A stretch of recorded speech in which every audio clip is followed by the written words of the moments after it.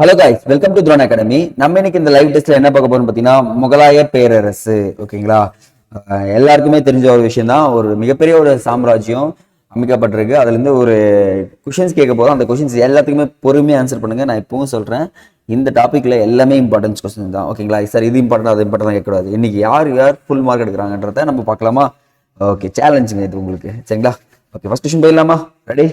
பொறுமையா படிச்சுட்டு ஆன்சர் பண்ண போகலாம். பீகாரில் சசாராம் எனும் இடத்தில் அமைந்துள்ள கல்லறை மாடம் யாருடைய காலத்தில் கட்டப்பட்டது?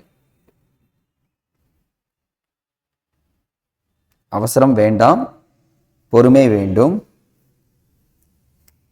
வேகம் வேண்டாம், நிதானம் வேண்டும். ஆஹா, நான் தெரியல, நீ வேற டைலாகா அடிச்சிட்டு இருக்கேன். ஓகேங்க, சூப்பருங்க. Good good. Option D, Sher Shah அவர்களால் தான் இந்த சசாராம் எனும் இடத்தில் கல்லறை கட்டப்பட்டது. ஓகேங்களா? அடுத்ததுங்க செகண்ட் கொஸ்டின். பாரசீக கட்டிட முறையை இந்தியாவில் அறிமுகப்படுத்தியவர் யார்?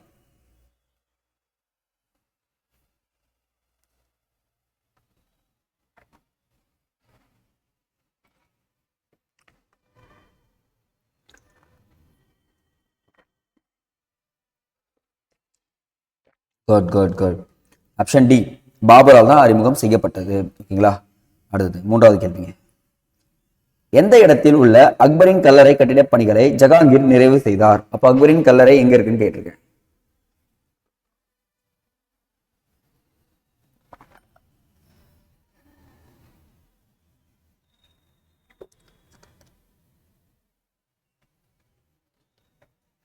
பாருங்க, இதுல ரெண்டு கேள்வி எடுக்கலாம்.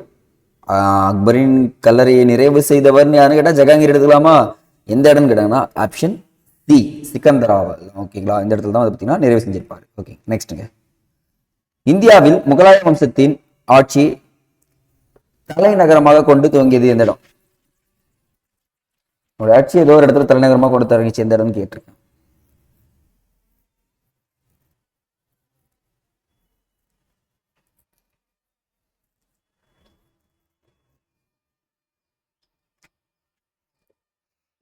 நல்லது நல்லது. ஆப்ஷன் டி, ஆக்ரா தான் கரெக்ட். ஃபர்ஸ்ட் ஆக்ரா இருக்கும், அதுக்கப்புறம் டெல்லிக்கு சேஞ்ச் பண்ணிருப்பாங்க. நெக்ஸ்ட். ராணா சங்காவையும் அவருடைய ஆதரவாளர்களையும் பாபர் எந்த இடத்தில் தோற்கடித்தார்?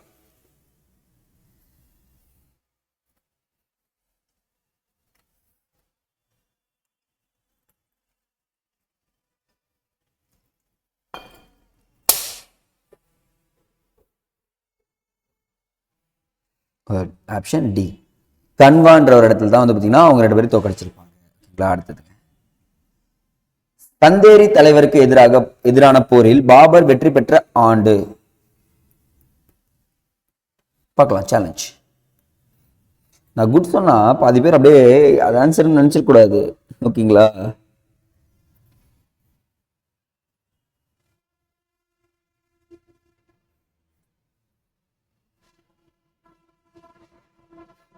Good good good. Option B, 1528. ஓகேங்க. ஏழாவது கேள்வி. இந்தியாவில் முகலாய பேரரசை நிறுவியவர் யார்?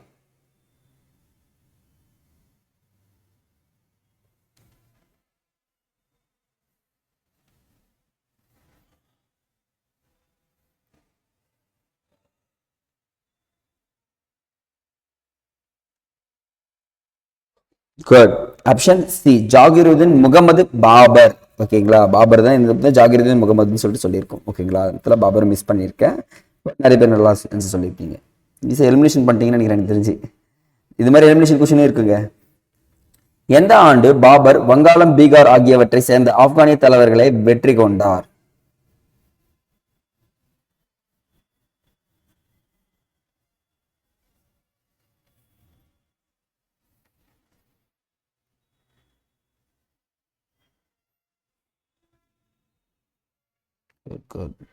ஆப்ஷன் பி, 1529 ஆண்டு. நெக்ஸ்ட்ங்க. துஸ்கி இ பாபரி என்ற நூலை இயற்றியவர் யார்?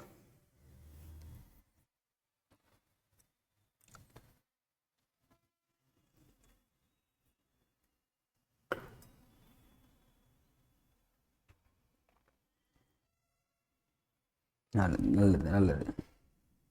பாபருடைய சுயசரிதம் தான் துஸ்கி பாபரின்னு சொல்லுவாங்க. பாபரிலே இருக்கும், இதிலே இருக்கும் பாருங்க.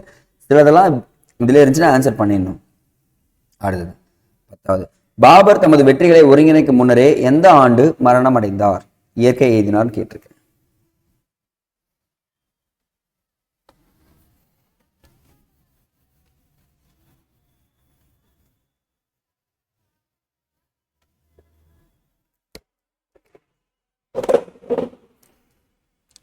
ஓகேங்க. Option B 1530. மறக்காதீங்க. நெக்ஸ்ட் பார்க்கலாம் யார் ஆன்சர் பண்றீங்கன்ட்டு. முகலாயர்களின் உள்ளாட்சி நிர்வாகம் குறித்து கூட்டுகளில் தவறானதை தேர்வு செய்க. ரொம்ப ரொம்ப ரொம்ப இம்பார்ட்டன்ட். நிர்வாகத்துல யார் ஆன்சர் பண்ண போலாம்? ஓ அதில் போட்டுட்டுனா இப்போ இந்த நம்பர் நிர்வாகத்தில் தவறானதை தேர்வு செய்க அப்படின்னு சொல்லிட்டு கொடுத்துருக்கேன்.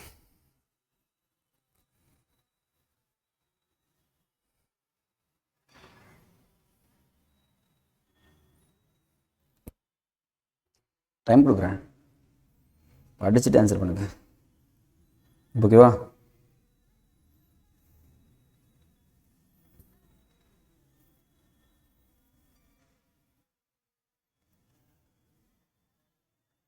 குட். ஆப்ஷன் பி தான் தவறு. ஏன்னா அவங்க சட்டம் ஒழுங்கை பராமரிச்சுப்பாங்க, நிதி பராமரிப்பை கவனித்து கொள்ளவில்லை. அப்போ இதுதான் வந்து தவறு. இது எல்லாமே என்னது சரின்னு சொல்லிட்டு கொடுத்துருக்காங்க. சரிங்களா? எக்ஸாம் பாயிண்ட் ஆஃப் வியூல எது தவறானதுன்னு கொடுத்தாங்கன்னா அது தெளிவாக பார்க்கணும். மண் சப்தாரி முறையை அறிமுகம் செய்தவர்? ஸ்பீடா.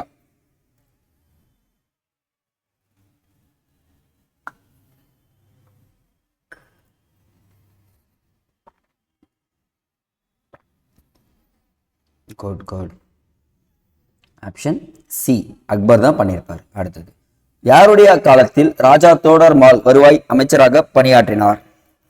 ராஜா தோடர்மால் என்றவர் யாருடைய காலத்தில் பணியாற்றிருப்பார்? யாருடைய காலம்?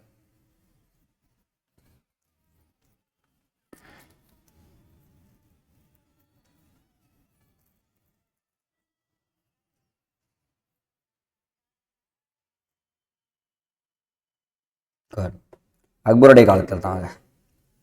14வது கேள்வி, முகலாய பேரரசர்கள் டெல்லி சுல்தான்களின் காலத்தில் வளர்த்தெடுக்கப்பட்ட இக்தா முறை டேஷ் என புதிய பெயரிட்டு செயல்படுத்தினர். இக்தா முறையை வேற மாதிரி பெயரிட்டு செயல்படுத்தினாங்க. இது ஒரு நல்ல கேள்விங்க. இக்தா முறைக்கு வேற பேர் வச்சிட்டாங்க. அப்போ உங்களுக்கு இக்தானா என்னன்னு தெரிஞ்சதான் என்ன பண்ண முடியும், இந்த கொஸ்டின் அட்டன் பண்ண முடியும். அப்போ டெல்லி சுல்தான் படிச்சிருந்தா தான் அட்டன் பண்ண முடியும். பாருங்க, டெல்லி சுல்தான்ல இக்தான்றது வேற, முகலாயர்கள்ல இக்தான்றது வேறன்றது உங்களுக்கு புரிஞ்சா சரிங்க. ஏன்னா ரெண்டுத்திலையும் திடீர்னு வந்து டெல்லி சுல்தான் இக்தா என்பது முகலாயர் காலத்தில் அப்படின்னு கொடுத்துட்டு இக்தா என்பது டெல்லி சுல்தான் காலத்தில் அப்படின்னு கொடுத்துட்டோம்னா நீங்க ரெண்டு பேரும் தப்பா போட்டுறக்கூடாது. ஓகேங்க, சூப்பருங்க. Option C Zakir.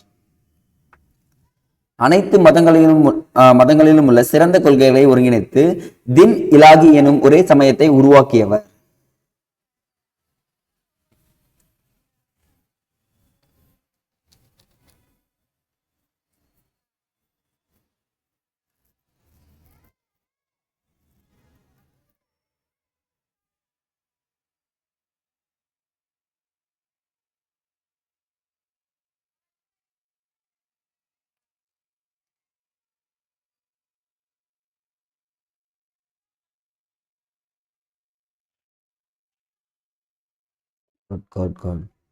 Option C Akbar தான் பண்ணியிருப்பாரு. சரிங்களா, மறந்துடாதீங்க.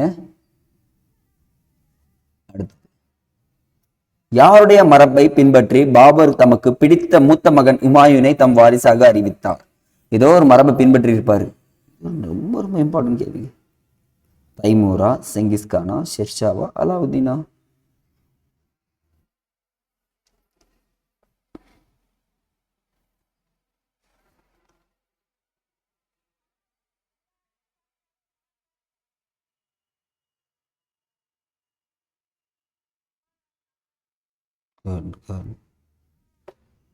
ஆப்ஷன் பி செங்கிஸ்கான் மரபை பின்பற்றி தாங்க வந்திருப்பார். சரிங்களா, அடுத்தது 17வது கேள்வி, ஷெர்ஷா ரொம்ப ரொம்ப இம்பார்ட்டன்ட்.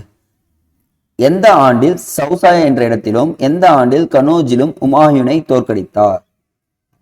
பார்க்கலாம், ரொம்ப டஃப்புங்க எனக்கு தெரிஞ்சு. இடத்தையும் மாற்றியாச்சு, ஏறும் மாற்றியாச்சு.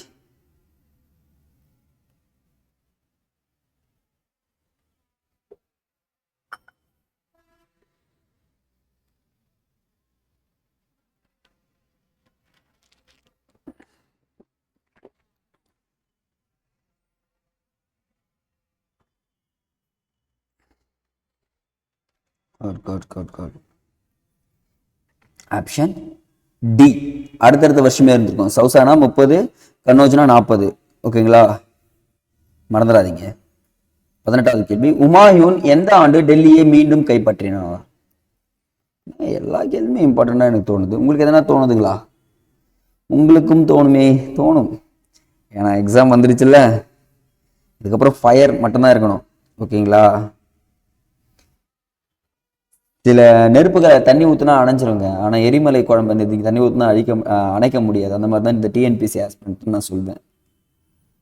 அவ்வளோ சீக்கிரத்தில் பின்வாங்க மாட்டாங்க, தோல்வியை ஒத்துக்கொள்ள மாட்டார்கள். இந்த இடத்துல நீங்கள்லாம் இப்போதைக்கு அட்டன் பண்ணுறவங்க இருக்கீங்கன்றதை நான் சொல்வேன். கேட்டுங்க, ஆப்ஷன் பி மீண்டும் டெல்லியை கைப்பற்றிய ஆண்டு.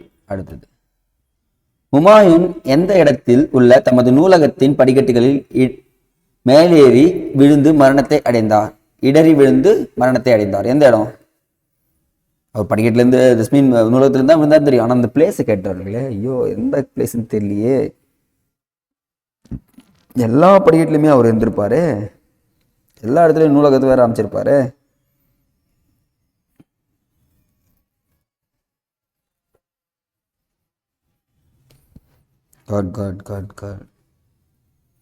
ஆப்ஷன் சி டெல்லிங்க, மறக்காதீங்க. அடுத்தது 20வது கேள்வி, ஷெர்ஷாவால் சூர் வம்சம் ஆட்சியை தொடங்கி வைத்தார். எந்த இடத்தில்? ஷெர்ஷா எந்த இடத்தில் சூர் வம்சத்தை தொடங்கி வைத்தார்?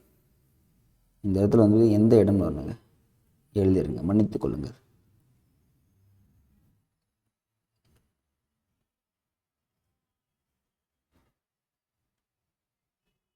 சூர் வம்சத்தை அங்கதான் நிறைவேற்பார்.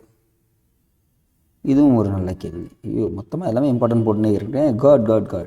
ஆப்ஷன் டி ஆக்ராவில் தான் ஃபர்ஸ்ட் தொடங்கியிருப்பாருங்க. ஓகேங்களா, அடுத்தது, எந்த வயதில் உமாயூன் மகன் அக்பர் அரசனாக முடிசூட்டி கொண்டார்? எந்த வயதா?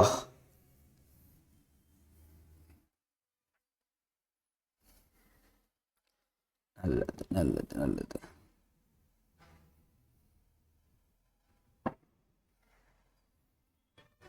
ஆப்ஷன் சி 14 வயதில் முடிசூட்டி கொண்டார். 22வது கேள்வி, அக்பரின் தூண்டுதல் காரணமாக பைரம் கான் எந்த இடத்தில் கொல்லப்பட்டார்? பைரம் கான் கொல்லப்படுவார் அக்பரோட தூண்டுதல் காரணமாக. நமக்கு லெசன் நடத்தும் போதே சொல்லியிருப்போம் எந்த இடம்.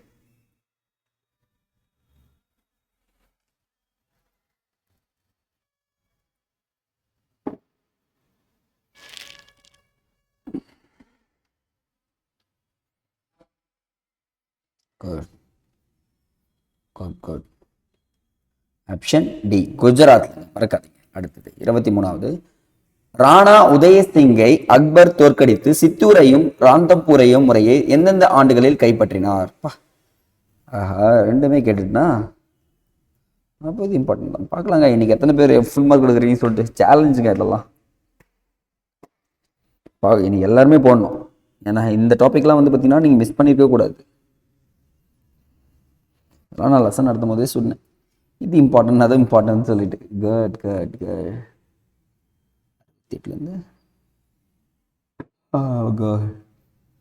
ஆப்ஷன் சி 68 69 இந்த 2 ஆண்டுகளில் தான் பண்ணியிருப்பாரு, 1500. ஓகேங்களா, அடுத்தது 24வது கேள்வி, அக்பர் ராணா பிரதாப்பை ஹால்டிகாட் போரில் வெற்றி கொண்ட ஆண்டு? ஹால்டிகாட் ஐயா, எல்லாமே போரா இருக்கு ஐயா, ஞாபகம் வச்சது கஷ்டமா இருக்கு ஐயா, அப்படிதானே யோசிக்கிறீங்க? அதெல்லாம் ரொம்ப ஈஸி. என்ன பண்ணோம், பாபரின் போர்கள்னு போட்டுக்க, அது எழுதுங்க தனியா. அக்பரின் போர்கள் போடுங்க, தனியா எழுதுங்க. எல்லாருடைய போர்களையும் போட்டு தனியாக எழுதி படிச்சிங்கன்னா ஈஸியாகிடுதா? அப்போ நமக்கு ஆக்சுவலாக வராமல் இல்லை, அதை நம்ம படிக்கிற மெத்தடு மாற்றலை, அவ்வளோதான். ஒரே மாதிரி படிச்சிருந்தா எப்பவுமே வராதில்ல, அவ்வளோதாங்க, முடிஞ்சிச்சு. 1576. கோட்டுங்க. 25வது, அக்பர் கைப்பற்றியதால் அக்கடல் பகுதியில் உள்ள வணிகம் மேற்கொண்டிருந்தது அரேபியரையும் ஐரோப்பியரும் தமது கட்டுப்பாட்டுக்கு கொண்டு வந்தார். எந்த இடத்தை கைப்பற்றியதால் எப்படி சொல்றது, அந்த கடல் பகுதி முழுவதும் வணிகம் மேற்கொண்டார். அரேபியா முக்கியமா, அரேபிய பகுதியும் ஐரோப்பிய பகுதியும். எந்த இடம்? மும்பை, வங்காளம், கோவா, குஜராத். அது ஒரு வழித்தடமாவே அவர் வச்சுக்கினாருங்க.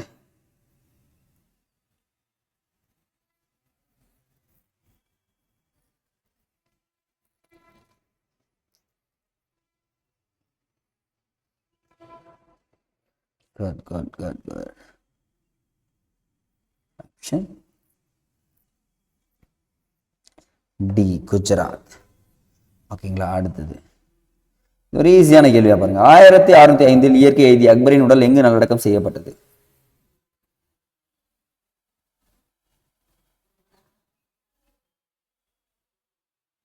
ஏன் இந்த கேள்வி கேட்கப்பட்டதுன்னு சொல்லிட்டு நான் உங்களுக்கு எக்ஸ்பிளைன் பண்றேன். குட் குட் குட் குட்ங்க, எல்லாருக்கும் குட். Option D. சார் பாருங்க, நம்ம ஏற்கனவே ஒரு கேள்வி என்ன பண்ணிருக்கோம், அக்பரின் உடலை நிறைவு செய்த ஜஹாங்கீர் எந்த இடத்துலன்னு சொல்லிட்டு போட்டிருந்தோம். அதுவும் சிக்கந்தர் தான். அப்போ ஒரே கேள்வி வெவ்வேறு மாதிரி கேட்டாங்கனாலும் உங்களுக்கு ஆன்சர் வந்து சிக்கந்தரா அப்படின்ற ஒரு விஷயம் தெளிவா இருக்கணுன்றதுக்காகவே ரிப்பீட்டடா வைக்கப்பட்டது. ஸோ ரொம்ப ரொம்ப இம்பார்ட்டன்ட். இந்த மாதிரி டிஎன்பிஎஸ்சிலும் கொஷின் கேட்டிருக்காங்க. ஓகேங்களா, அப்போ கேள்வியை ஒரு முறை தெளிவாக படிச்சிட்டிங்கன்னா அது பின்னாடி இன்னொரு கேள்வி இருக்கும். அந்த கேள்வி உங்களுக்கு புரிஞ்சுக்கிறதுக்காக இந்த கேள்வி வச்சிருக்கோம். ரொம்ப ரொம்ப இம்பார்ட்டன்ட்ங்க. இந்த மாதிரி கேள்வி மிஸ் பண்ணிடாதீங்க. அடுத்தது, வாள் வலிமையின் மூலம் பெறப்பட்ட ஆதாயங்களை காட்டிலும் அன்பின் மூலம் பெறப்படும் ஆதாயங்களின் ஆயுள் அதிகம் என்பதை உணர்ந்தவர் யார்? அன்பால ஜெயிக்கலாம் என்று உணர்ந்தவர் ஒரு கூற்று.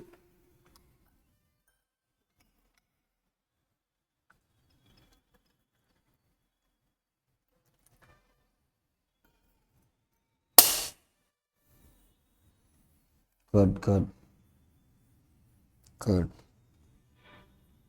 ஆப்ஷன் சி, அக்பர் தாங்க. ஏன்னா அவர் தான் வந்து பார்த்தீங்கன்னா இந்த அன்பால உணரலாம்னு சொல்லிட்டு சொல்லியிருப்பாரு. அடுத்தது 28வது கேள்வி, முஸ்லிம்கள் அல்லாதோர் மீது விதிக்கப்பட்டிருந்த ஜிஸ்யா வரியையும் இந்து பயணிகளின் மீது விதிக்கப்பட்டிருந்த வரிகளையும் நீக்கியவர் யார்?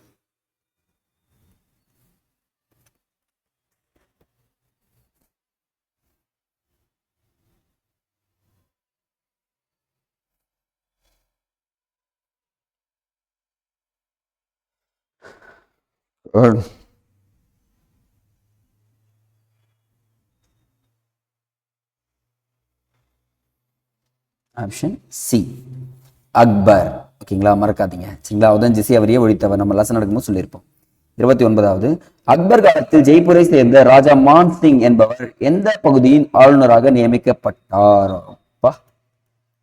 இது என்ன சார் நம்ம லிஸ்ட்லயே இல்லையே அப்படின்னு தான் யோசிக்கிறீங்க. இருக்கு புக்ல சொல்லி கொடுத்தேன். ராஜபுத்திர உறவுகள்னு சொல்லிட்டு ஒரு டாபிக் எடுத்தேன், அப்ப சொல்லி கொடுத்துருப்பேன்.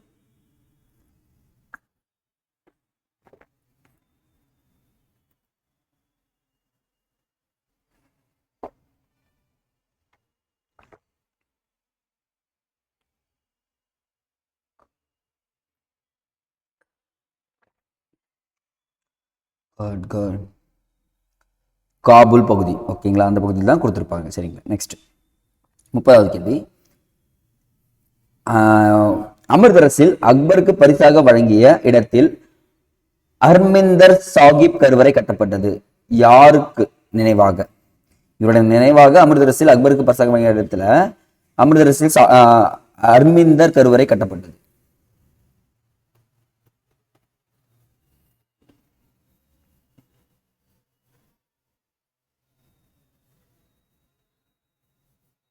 இப்போ தெரிஞ்சிடும். அப்போ ஹர்மிந்தர் கருவறை, சாஹிப் கருவறை எல்லாம் பார்த்தீங்கன்னா யாருக்குன்னு சொல்லிட்டு.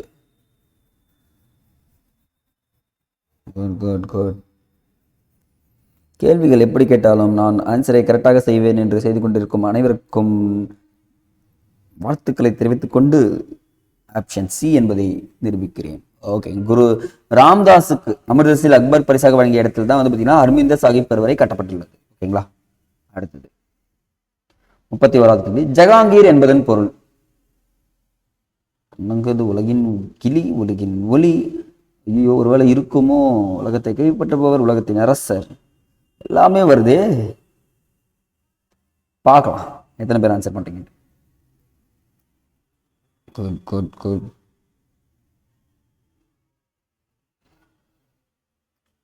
ஆப்ஷன் பி, உலகத்தை கைப்பற்றுபவர். மறக்காதீங்க, ஜஹாங்கீர். இதெல்லாம் நோட் பண்ணி வச்சுக்கோங்க. ஜஹாங்கீரால் தூக்கிலிடப்பட்ட சீக்கிய தலைவர் யார்? எத்தனை இம்பார்ட்டன்ட்டு. நம்ம குரூப் 4 எக்ஸாமே நானே நடத்திடலாம் பொழுது. ஈஸியாக பாஸ் ஆகிடுவீங்க தானே, தெரியுது உங்களுடைய மைண்ட் வாய்ஸ். நல்லா தெரிஞ்சுக்குங்க, நான் கொஷினை வைக்கல ஈஸியாக, நீங்கள் படித்ததால கொஷின் ஈஸியாக இருக்குது. அதே படிக்காத அட்டன் சொல்லுங்கள், இந்த கொஷினு கஷ்டமாக இருக்குமா இல்லையா?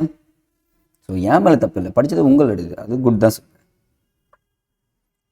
ஓகேங்க, குரு அர்ஜுன் சிங்கை தான் தூக்கில போடுவார். ஓகேங்களா, ஜஹாங்கீர். அடுத்து 33வது கேள்வி.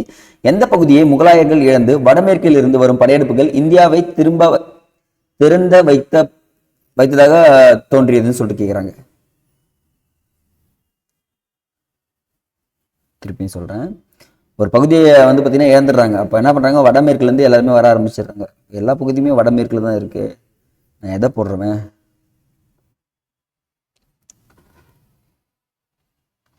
திறந்து வைத்தது போன்றாகியது. எந்த இடம்? Come on come on good. கண்டகார் அந்த பகுதியை வந்து பார்த்தீங்கன்னா இழந்துருவாங்க. அதனால என்ன இடம் ஃபுல்லாகவே உள்ள வர ஆரம்பிச்சிருவாங்க. என்ன இடத்துல மதில் சுவரை எழுப்பி காப்பாற்றிருக்கலாம்ல, அதுதான் இங்கே சொல்கிறாங்க. அடுத்தது 34வது கேள்வி. இங்கிலாந்து அரசர் முதலாம் ஜேம்ஸ் பிரதிநிதியான தாமஸ் ரோ யாருடைய அரசவைக்கு வருகை புரிந்தார்? போங்க சார், என்ன சார் எல்லாத்தையும் இம்பார்ட்டன்ட் சொல்கிறீங்க? எல்லாமே இம்பார்ட்டன்ட் தாங்க. இதெல்லாம் ஐஎன்எம்லேயே கவர் ஆகும் இந்த question.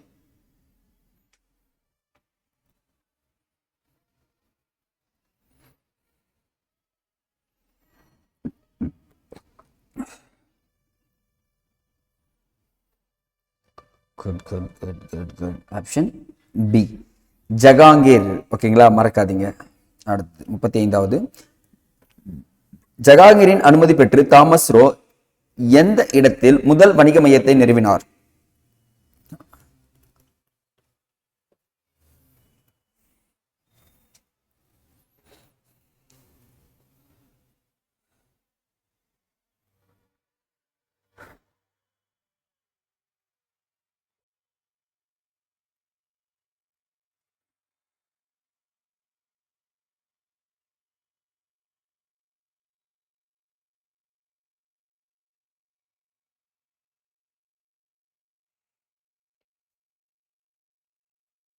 Good good. Option D, Surat நகரம். ஓகேங்களா. அடுத்து 36வது. பொறுமை படிச்சு. ஷாஜகான் என்பதன் பொருள்?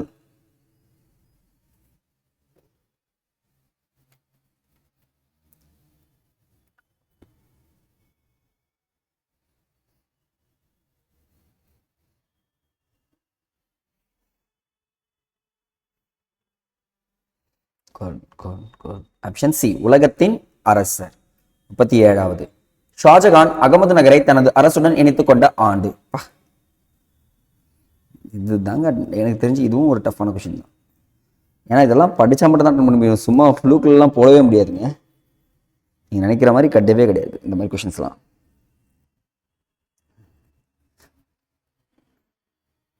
இந்த கொஷினை பார்த்துட்டு சொல்லுங்கள், நான் வந்து டிஎன்பிசியில் கொஷின் எடுக்கலாமான்ட்டு. அப்பயும் வேணாம் தான் சொல்லிங்களே. ஓகேங்க, நல்லதுங்க நல்லதுங்க நல்லது. Option D, 1632. அப்போ தான் அகமது நகரை இணைச்சுக்கொள்வார். 38வது. ஆலம்கீர் என்ற பட்டத்தை சூட்டிக்கொண்டு முகலாய பேரரசர் யார்? சூட்டிக்கொண்ட முகலாய பேரரசர் பற்றி கேட்கிறேன்.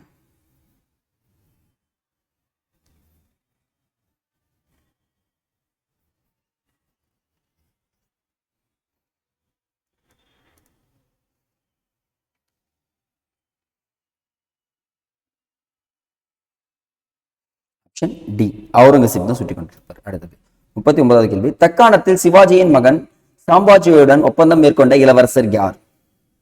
அது தக்காணத்துல சிவாஜியின் மகன் சாம்பாஜியுடன் ஒப்பந்தம் செய்து கொண்டவரா? யார் அந்த இளவரசர் அப்படின்னு சொல்லிட்டு யோசிக்கிறப்போ மனசுக்கு தோணும், எல்லாமே அரசரா இருக்காங்களே, நான் எங்க இளவரசர் தேடுவேன்ட்டு. ஆனா படிச்சிருந்தா இந்த விஷயம் ஆன்சர் பண்ணலாம். இதுதான் சொன்னேன், பிக் பாஸ் சொல்ற மாதிரி எதிர்பாராதது எதிர்பாருங்கிற அந்த கேள்விதான் இது. தெரியும். அவுரங்கசீப்புக்கு ஒரு பையன் இருப்பான், அவன் பேர் தான் அது. இப்ப பாருங்க எல்லா க்ளூவும் கொடுத்துட்டு ஆன்சர் வந்து பாருங்க. குட். Option D Akbar. அவுரங்கசீப்போட பையன் தான் போயிட்டு என்ன பண்ணுவான், சாம்ராஜ்யோட ஒப்பந்தம் போட்டுப்பாரு. சரிங்களா? சரிங்க. அடுத்தது, முகலாயர் நிர்வாகத்தில் டேஷ் என்பவர் இஸ்லாமிய சட்டங்களை நடைமுறைப்படுத்தினார். முடிஞ்சிச்சு. ஐயா இவ்வளோ டஃப்பான கொஷின் தோணும். ஆமா அப்படிதான் இப்போ டஃப்பான கொஷின்ஸ்.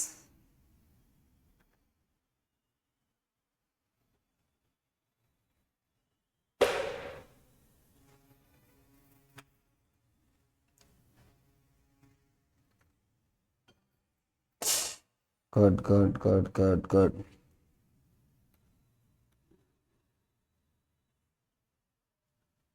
ஆப்ஷன் டி சதா உஸ் சுதூர். ஓகேங்களா? இதுதாங்க. அப்போ முகலாயர்கள் இன்னைக்கு படிச்சிருந்தீங்கன்னா இன்னைக்கு யாரெல்லாம் 40 அவுட் ஆஃப் 40ன்னு சொல்றது சொல்லுங்க. அது மட்டும் இல்லாமல் உங்களுடைய மார்க்ஸை மறக்காம கமெண்ட் செக்ஷன்ல பண்ணுங்க. நீங்க எவ்வளோ மார்க் எடுக்கிறீங்களோ அவ்வளோ போடுறப்போ உங்களுடைய மார்க் ஒரு நாள் இன்க்ரீஸ் ஆகிறப்போ அப்பவும் விசிபிள் ஆகும். ஓகே நம்ம எல்லாருக்கூட காம்படிட்டர்ல இருக்கோன்றது உங்களுக்கு தெரியும். ஓகேங்களா? எப்பவுமே இந்த ஒரு விஷயத்தை மெயின்டைன் பண்ணிக்கோங்க. எக்ஸாம் வந்துடுச்சு. ஓகேங்களா? கிடைக்கிற எல்லா கதவையும் என்ன பண்ணணும், பயன்படுத்தணும். எல்லா வாய்ப்புகளும் பயன்படுத்தணும். ஃப்ரீயாக இருந்தாலும் சரி, காஸ்ட் இருந்தாலும் சரி. ஓகேங்களா? உங்களுக்கு வேலை என்ன, படிக்கிறீங்க, எக்ஸாம் முடிக்கிறீங்க. சரிங்களா? ஒரே ஒரு போஸ்டிங்காக போராட்டீங்க. வேகன்சி பற்றி யோசிக்காதீங்க. ஓகேங்களா? ஓகேங்க. அடுத்த வீடியோ சந்திக்கலாம். நன்றி.